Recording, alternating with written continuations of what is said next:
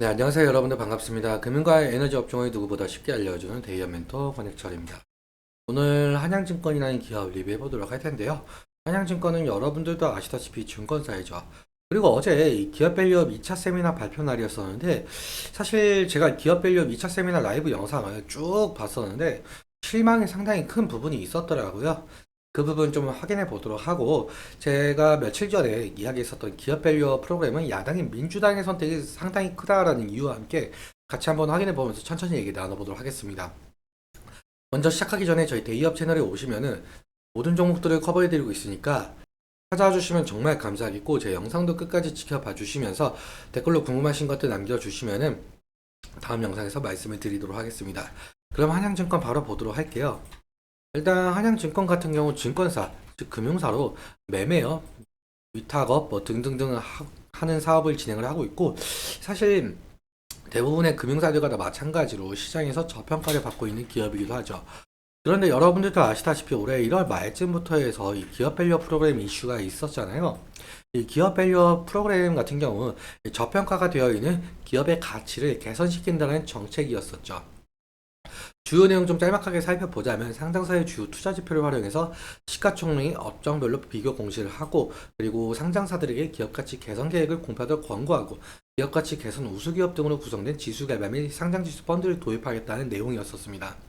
세부 내용 같은 경우 2월에 발표가 되었었는데, 이때도 사실 실망이 큰 부분이 있었죠. 일단 세부 내용 함께 살펴보자면, 구체적 방안이 2월 26일에 발표가 되었었는데, 이때 1차 세미나를 열면서 금융위원회는 기업 밸류업 지원 방안, 즉 한국 증시 저평가 해소를 위해서 7월부터 상장사들에게 기업 가치 재고 계획을 스스로 공시하도록 하겠다라고 밝혔었고, 그리고 바로 어제 5월 2일에 2차 세미나를 열면서 6월 중으로 최종적으로 가이드라인을 좀 확정시킨다라고 했었었죠.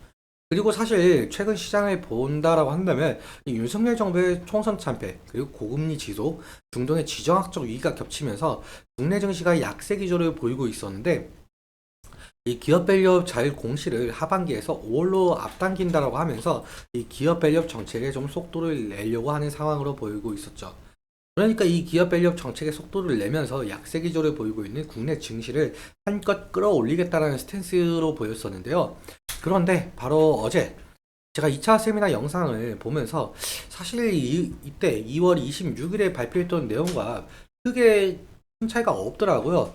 그 부분 좀 함께 보도록 할게요. 한국거래소가 그 공유해준 자료를 함께 보시면은 기업 가치 재고 계획에 대한 가이드라인인데, 사실 아직 확정된 건 아니고 뭐 검토 중이다, 예정 중에 있다, 이렇게 말씀을 해주시더라고요. 일단 쭉 한번 보자면, 이 가이드라인 같은 경우 그냥 전체적인 틀, 뭐 어떻게 작성을 할 것인지에 대한 가이드라인이고요. 다음 시트를 한번 보자면은, 이 기업 가치 재고 계획이 향후 기업이 주주 및 시장 참여자가 소통하는 중요한 수단 중 하나로 자리 잡을 가능성이 크다라고 밝히고 있죠. 사실 이 부분에 관련해서는 처음 기업 밸류업 정책을 발표했을 때 그때 발표했었던 내용과 같은 내용이고요. 다음 시트 같은 경우 향후 계획에 대한 것이 나와 있는데, 이 향후 계획도 사실 2월 26일에 발표했었던 자료하고 거의 동일하죠. 어, 딱히 달라진 일정이 없다라고 보시면 될 것 같고요. 다음으로 넘어가 보자면, 이 기업 밸류업 정책에 대한 이행, 평가 뭐 이런 내용들이거든요. 그러니까 사실 2월 26일에 발표했던 자료들과 거의 같은 내용들이에요. 그러니까 제일 중요한 세제 혜택 부분이 좀 빠졌다라는 말인 것 같은데요. 사실 제가 저번에도 말씀을 드렸었는데, 기업 밸류업 프로그램 같은 경우는 정부의 정책만으로는 할 수가 없고, 그리고 민주당의 선택이 상당히 중요하다라고 말씀을 드렸었잖아요. 이 이유에 대해서 좀 말씀을 다시 한번 드려보자면, 민주당 측에서는 이 기업 밸류 프로그램을 반대하는 입장은 아니었어요. 그런데 민주당 측에서는 이 소액주주 권익 보호를 하기 위한 정책, 즉 기업들의 이익과 반대되는 상당한 내용을 가진 정책을 공약을 한 바가 있었었죠. 그래서 이 기업의 자발적인 주주하는 노력과 세제 혜택에 초점을 맞춘 정부와 여당의 정책 방향성과는 아주 크나큰 차이가 있었는데, 앞서 말씀드린 대로 4월 총선에서 여당인 국민의힘이 참패를 했었고 야당인 민주당이 승리했었죠.